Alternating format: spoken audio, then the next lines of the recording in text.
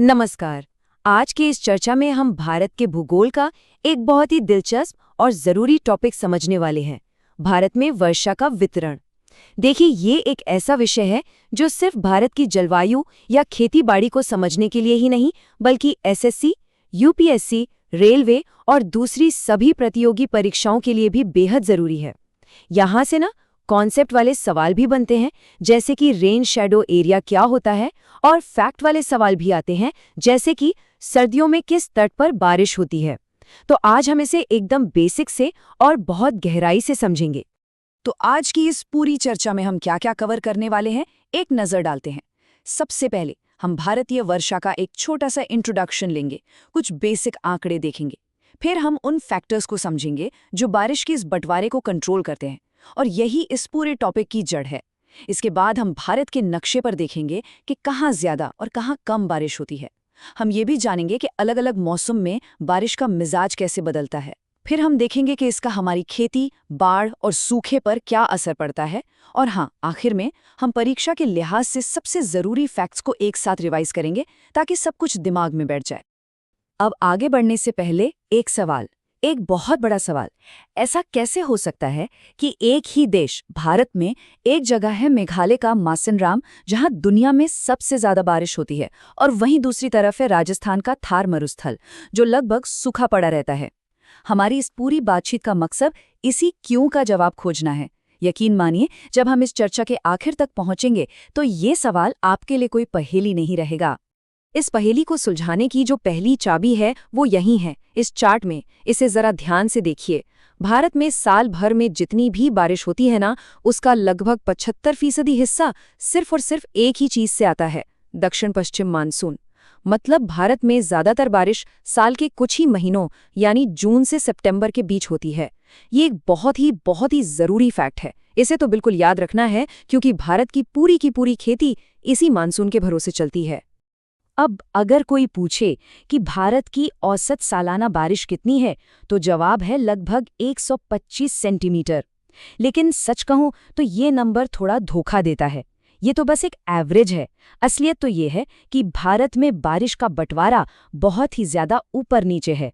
सोच कर देखिए, एक तरफ मेघालय में 1100 सेंटीमीटर से ज्यादा बारिश, और दूसरी तरफ जैसलमेर में 10 सेंटीमीटर से भी कम। और यही जो जमीन आसमान का फर्क है ना, यही इस टॉपिक को इतना जरूरी बना देता है।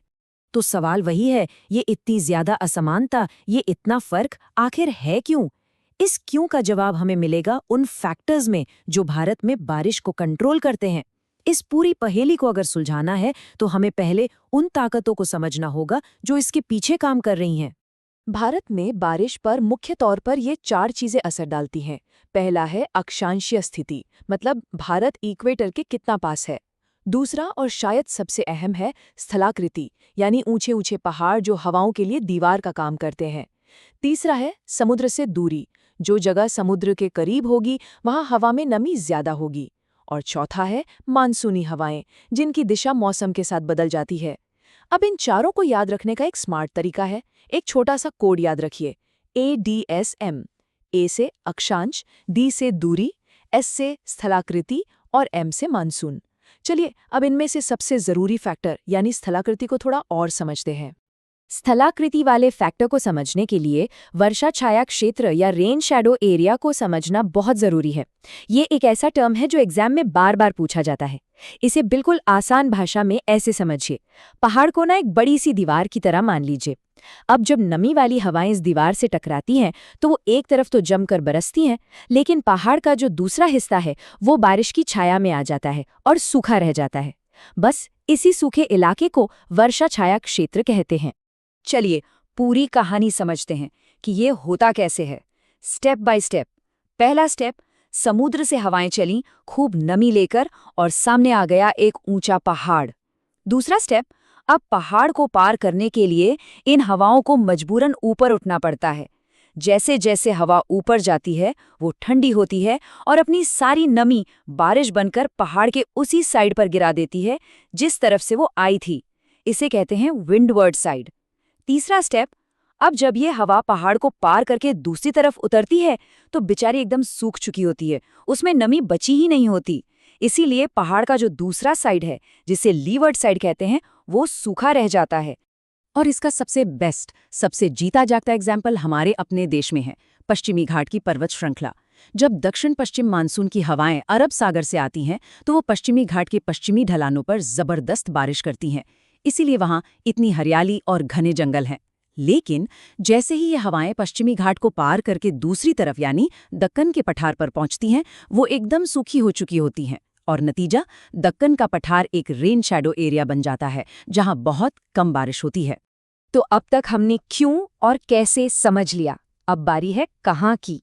मतलब भारत के नक्शे पर कहाँ-कहाँ कितनी कितनी बारिश होती है। चलिए अब इस ज्ञान को सीधे भारत के मैप पर अप्लाई करते हैं। ये जो टेबल है ये परीक्षा के लिए बहुत ही जरूरी है। हम भारत को बारिश के हिसाब से मोटे तौर पर 5 हिस्सों में बांट सकते हैं। पहला, जहां बारिश की बौछारें रुकती ही नहीं, मतलब 200 सेंटीमीटर से भी ज्यादा, इसमें आते हैं पश्चिमी घाट और मेघालय। दूसरा, जहां अच्छी खासी बारिश होती है 100 से 200 सेंटीमीटर तक, जैसे पूर्वी भारत और पश्चिम बंगाल। तीसरा, मीडियम बारिश वाले इलाके 50 से 100 सेंटीमीटर, इसमें उत्तरी मैदान और दक्कन का पठार आता है। चौथा, कम बारिश वाले इलाके 50 सेंटीमीटर से भी कम, इसमें पश्चिमी राजस्थान और कच्छ आते हैं। और आखिरी, जहां बारिश ना के बराबर होती है 25 सेंटीमीटर से भी कम, इसमें थार का रेगिस्तान और लद्दाख शामिल है, जो एक ठंडा रेगिस्तान है। और लीजिए, हमारे पहले सवाल का जवाब मिलना शुरू हो गया। जैसा कि ये फैक्ट बताता है, मेघालय का मासिन राम वो जगह है जहां भारत में सबसे ज्यादा बारिश होती है। वजह क्या है? वजह है वहां की गारो, खासी और जयंतिया पहाड़ियों की बनावट। ये पहाड़ियां एक कीप या फनल की तरह हैं। बंगाल की खाड़ी से आने वाली मानसूनी हवाएं इस फनल में फंस जाती हैं और उन्हें ऊपर उठकर अपनी सारी नमी वही बरसानी पड़ती है। अच्छा, अब तक हमने जगह की बात की, पर बारिश कब होती है ये भी तो उतना ही जरूरी है ना? भारत में बारिश सिर्फ जगह के हिसाब से नहीं बटी है, बल्कि समय यानी अलग अलग मौसम के हिसाब से भी बटी हुई है। अब इस टेबल पर खास ध्यान देना है, यहाँ से सवाल बनते ही बनते हैं। पहली और सबसे जरूरी है गर्मी की बारिश, जो जून से सितंबर तक दक्षिण पश्चिम मानसून से होती है। ये देश की 75% बारिश है। दूसरी है सर्दियों की बारिश, जो अक्टूबर से दिसंबर तक उत्तर पूर्वी मानसून से होती है, जिसे हम लौटता हुआ मानसून भी कहते हैं। अब यहाँ एक मजेदार बात है, ये हवाएं जमीन से समुद्र की तरफ चलती हैं तो सूखी होती हैं, लेकिन जब ये बंगाल की खाड़ी के ऊपर से गुजरती हैं तो नमी उठा लेती हैं और तमिलनाडु के कोरोमंडल तट पर बारिश कर देती हैं। ये प्रतियोगी परीक्षाओं का एक फेवरेट सवाल है, इसे अच्छे से याद रखिएगा। और तीसरी है पश्चिमी विक्षोभ की बारिश। ये सर्दियों में उत्तर भारत में होती है और गेहूं जैसी रबी की फसलों के लिए किसी वरदान से कम नहीं होती। चलिए अब इस पूरी ज्योग्राफी को जरा जमीनी हकीकत से जोड़कर देखते हैं। भारत में बारिश का ये ऊपर नीचे का हिसाब किताब सीधे सीधे देश की खेती, अर्थव्यवस्था और हमारी जिंदगी पर असर डालता है। बारिश सीधे तौर पर ये तय करती है कि हमारी थाली में क्या आएगा, मतलब कहाँ कौन सी फसल उगेगी। जहाँ 100 सेंटीमीटर से ज्यादा बारिश होती है, जैसे पश्चिम बंगाल, वहाँ धान और जूट जैसी फसलें होती हैं जिन्हें खूब पानी चाहिए। और जहाँ कम बारिश होती है, जैसे राजस्थान, वहाँ किसान बाजरा और ज्वार जैसी फसलें उगाते हैं जो कम पानी में भी गुजारा कर लेती हैं। और बारिश का यही फर्क कहीं खुशी तो कहीं गम लेकर आता है, मतलब कहीं बाढ़ तो कहीं सूखा। ब्रह्मपुत्र घाटी और गंगा के मैदान जैसे ज्यादा बारिश वाले इलाके अक्सर बाढ़ से जूझते हैं। वहीं दूसरी तरफ राजस्थान और दक्कन का पठार सूखे की मार झेलते हैं। और याद है ना, दक्कन का पठार सूखा प्रवण क्यों है? क्योंकि वो पश्चिमी घाट के रेन शैडो एरिया में पड़ता है। ठीक है, तो अब तक हमने सारे कॉन्सेप्ट समझ लिए। अब आते हैं उस हिस्से पर जो सीधे सीधे एग्जाम में मार्क्स दिलाएगा। इस सेक्शन में हम हर उस पॉइंट को पकड़ेंगे जिसे याद रखना जरूरी है।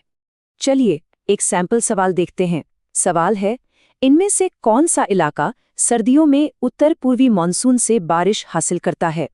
ऑप्शन है ए पश्चिमी घाट, बी ब्रह्मपुत्र घाटी, सी कोरोमंडल तट या डी थार मरुस्थल।